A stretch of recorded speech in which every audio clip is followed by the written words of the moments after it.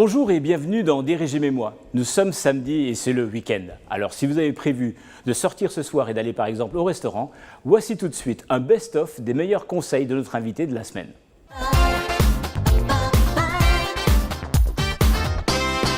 Donc vous êtes écrivain à succès même, vu que vous avez publié des livres dans près d'une trentaine de pays, voire plus de 30 pays. On vous connaît pour le succès de votre trilogie Les Fourmis. Vous avez publié récemment, en octobre, un livre qui s'intitule Troisième Humanité, oui. Paru chez Albin Michel. Oui. Et vous êtes en train d'écrire la suite, qui sortira également en octobre de cette année. Alors, vous faites partie des gens qui ne grossissent jamais ou alors vraiment vous faites attention Je fais extrêmement attention. D'abord, le premier geste du matin, c'est de me peser. Je suis un obsédé de la balance. Vous avez testé des régimes dans votre parcours? Alors, justement, en faisant les enquêtes sur les régimes, à l'époque j'étais journaliste scientifique, il y a un scientifique qui m'a dit « Tous les régimes marchent, c'est pour ça qu'il ne faut pas les faire ». Et j'ai bien retenu l'idée. Il m'a dit, si vous prenez que de l'ananas, ça marche. Si vous prenez que des légumes, ça marche. Si vous prenez que de la viande, ça marche. Et il m'a dit, même si vous prenez que du beurre, vous finiriez par maigrir. C'est-à-dire, tout ce qui est monotone comme nourriture finit par faire que le corps se dit, je rejette parce que ça ne me va pas. Donc, je rejette parce que ça ne me va pas, ça correspond probablement à un amaigrissement. Non, je n'ai jamais tenté de régime.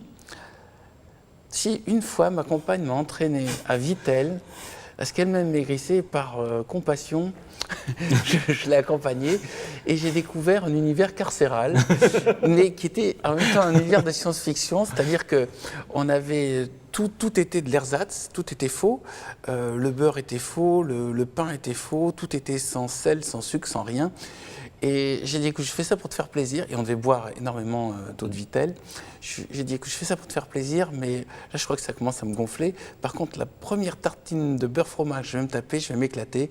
Et ça, c'est arrivé au bout de 3 jours. Donc, l'intérêt du régime, c'est le moment où ça s'arrête, parce que là, il y a une sorte d'orgasme de, enfin, on lâche tout, on libère les vannes. Alors, justement, pour mieux connaître les aliments, je vous propose de faire un petit jeu qui va nous permettre de pouvoir découvrir les fruits et les fibres. Très bien.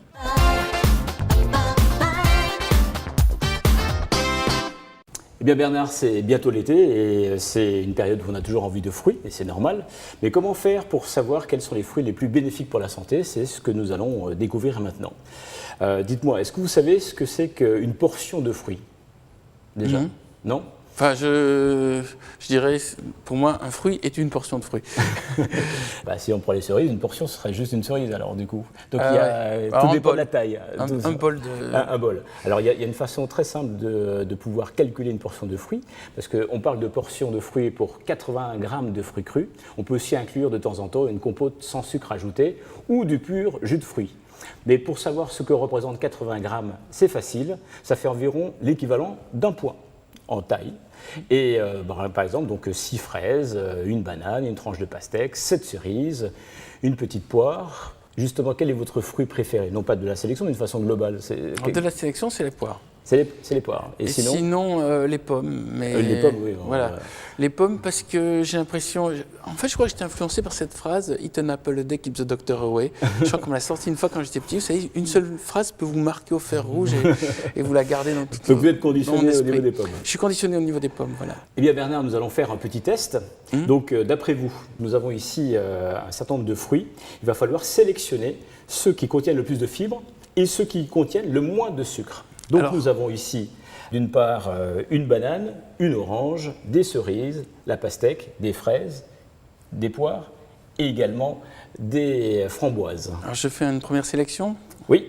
Alors pour moi, le plus de fibres, c'est la banane, après la poire, la pastèque et après framboise, fraises, cerises et orange. Ça, c'est pour les fibres. Pour le sucre, le moins de sucre, je mettrai la banane, après la cerise, après la pastèque, les fraises, les framboises et en dernier la poire. Et maintenant pour le meilleur rapport pour le meilleur rapport fibre, sucre, donc le plus de fibres et le moins de sucre. Framboise, fraise, cerise. Et après pastèque, c'est les rouges là. Les rouges, très bien. Donc, en termes de réponse, pour les fruits qui sont les moins sucrés et qui apportent le plus de fibres, nous avons donc les 100 grammes de framboise. Donc là, vous avez bon. Nous avons une poire qui répond aux 2 critères. Nous avons l'orange qui, tous ces 3 éléments-là, apportent 4 grammes de fibres et moins de 100 kilocalories pour une bonne portion.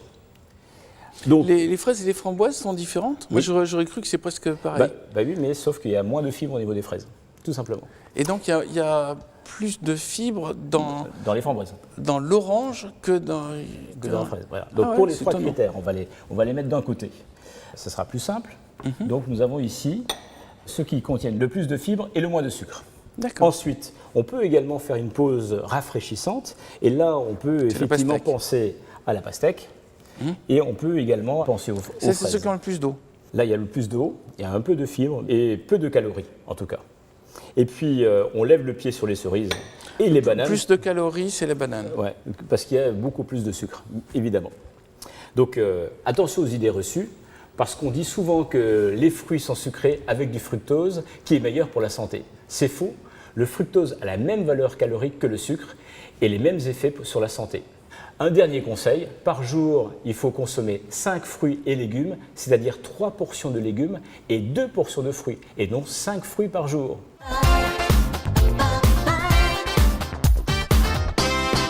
Je crois savoir que vous aimez bien la restauration japonaise.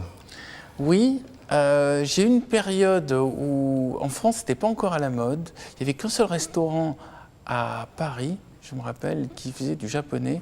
Et quand je disais que j'allais manger là-bas, les gens me disaient « Ah, tu manges du poisson cru !» Ils faisaient une grimace comme ça. Et j'avais l'impression d'être un ovni. Et je disais « Oui, c'est pas mauvais pour la santé. » Puis maintenant, ça s'est ultra démocratisé. Tout le monde mange japonais. Ça a remplacé tous les restaurants chinois sont remplacés par des restaurants japonais. Donc c'est devenu une grande banalité. Les plats japonais sont nutritionnellement intéressants, notamment riches en oméga 3. Mais encore faut-il se limiter aux préparations simples et non aux nouvelles recettes riches en graisse ou frites. Les sauces soja ou wasabi sont des sauces peu caloriques. Vous pouvez donc les utiliser pour relever vos préparations. À privilégier au choix les soupes miso, 10 sashimi, 4 brochettes, 10 sushis, 10 makis, plus un bol de riz. À éviter vraiment les fritures, les brochettes avec fromage, même si c'est bon. Les makis garnis de mayonnaise ou de fromage. Les nougats japonais, les beignets. En fait, dans la nutrition japonaise, il y a un régime dont on parle peu et qui pourtant est très intéressant, c'est le régime Okinawa. Est-ce que vous connaissez le principe de ce régime? Non, non. C'est une archipel du Japon où l'on retrouve la plus longue espérance de vie, ainsi que le plus grand nombre de centenaires à l'échelle de la planète. Les fondements de cette alimentation sont les aliments à faible densité calorique et forte densité en nutriments, c'est-à-dire qui donnent beaucoup de volume pour peu de calories et surtout beaucoup de micronutriments. Cette alimentation idéale, c'est une preuve supplémentaire que manger équilibré permet de vivre mieux, plus longtemps. Bien Bernard, voici quelques principes de vie. Dites-moi si vous les appliquez ou pas au quotidien. D'accord. Donc on va faire un petit jeu. Le premier, c'est le hara hashibu. Je ne sais pas si ça vous parle. Pas du tout. Allons-y. Et ce principe consiste tout simplement d'arrêter de manger avant d'être rassasié. Est-ce que vous faites ça? Non, mais je considère que je devrais le faire. Donc bon principe alors. Oui. Bien. Ensuite, nous avons le Gutengwa qui encourage à ne manger que des petites portions. Vous faites ça? Ça vous arrive? C'est indéfini. Des fois, je mange des petites portions, des fois, je mange des grandes. Non, si je sens plutôt vers les petites portions, c'est vrai. C'est récent.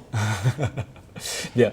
Ensuite, autre principe, privilégier les couleurs dans son assiette pour avoir plus de diversité et de mettre un peu de lumière. C'est vrai que ce que j'aime aux Japonais, c'est qu'ils ont des plats qui ressemblent vraiment à des tableaux et qu'il y a visuellement et esthétiquement une recherche qu'on trouve depuis peu dans la nourriture française, mais qui n'existait pas avant.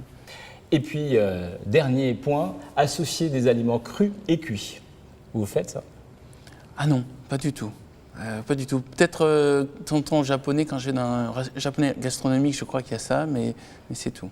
Donc, bonne suggestion à suivre. Très Pourquoi bon. pas? Oui, Très bien. bonne idée. Eh bien Bernard, c'est la fin de cette émission. Merci beaucoup pour tous ces conseils et vos observations. Et comme d'habitude, nous allons donc terminer avec le conseil du jour. Pensez à consommer du pain un peu chaque jour et de préférence du pain complet. ou aux céréales bien évidemment. Contrairement aux idées reçues, le pain ne fait pas grossir et contribue à l'apport en fibres. Bonne journée et à demain.